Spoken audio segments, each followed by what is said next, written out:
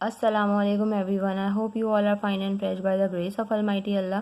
तो आज की इस वीडियो में हम HCF means highest common factor find out करेंगे 16, 54 एंड 84 का बाय प्राइम फैक्टराइजेशन मेथड। इस मेथड में हमारे पास जितनी भी वैल्यूज़ होती हैं सबसे पहले हमें उनके अलग अलग प्राइम फैक्टर्स फाइंड आउट करने होते हैं। और किसी भी वैल्यू के प्राइम फैक्टर्स किस तरह फाइंड आउट करते हैं कि उसे हम प्राइम नंबर से ही डिवाइड करते हैं जब तक कि वो कम्प्लीटली डिवाइड ना हो जाए।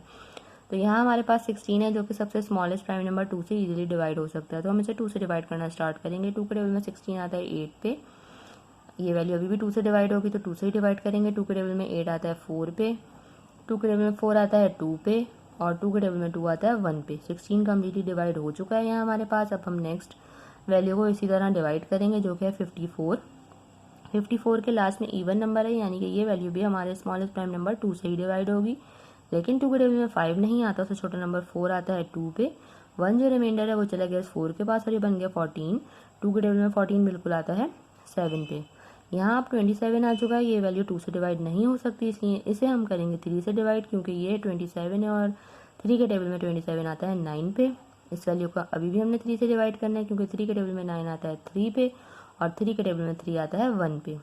यहाँ हम 54 को भी कम्प्लीटली डिवाइड कर चुके हैं। अब हमें करना है 84 को डिवाइड। 84 के लास्ट में भी इवन नंबर है, इसलिए इस वैल्यू को भी हमने 2 से ही डिवाइड करना है। 2 के टेबल में 8 आता है 4 पे और 2 के टेबल में 4 आता है 2 पे।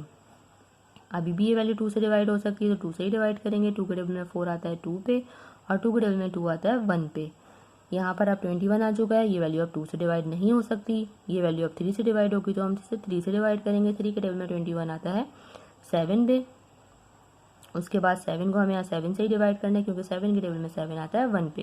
तीनों वैल्यूज़ के हम प्राइम फैक्टर्स फाइंड आउट कर चुके हैं। अब हम इसके प्राइम फैक्टर किस तरह लिखेंगे? सबसे पहले हम 16 के प्राइम फैक्टर्स लिखेंगे। ये तमाम 16 के प्राइम फैक्टर्स हैं, 2 multiply by 2 multiply by 2 and multiply by 2।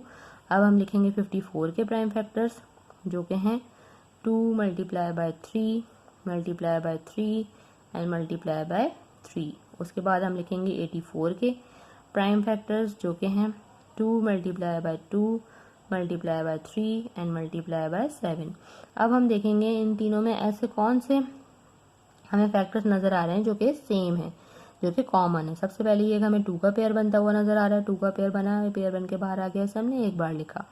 उसके अलावा क्या हमें कोई और पेयर बनता हुआ नज़र आ रहा है? देखिए यहाँ पे 2 है, लेकिन यहाँ पे भी 2 है, लेकिन हमारे पास 54 में और कोई 2 नहीं है। उसी तरह हमारे पास यहाँ 3 है, तो यहाँ पे कोई 3 नहीं है, उसके अलावा कोई और पेयर नहीं बन रहा। इसका मतलब है कि यही हमारा हाईएस्ट कॉमन फैक्टर है 16, 54 एंड 84 का। अगर यहाँ पर और भी कॉमन फैक्टर्स होते तो हम उन सबको लिखने के बाद मल्टीप्लाई करते तो हमें हाईएस्ट कॉमन फैक्टर पता चलता, लेकिन यहाँ पर हमारे पास एक ही कॉमन फैक्टर है, इसलिए यही हमारा HCF यानी कि हाईएस्ट कॉमन फैक्टर भी है।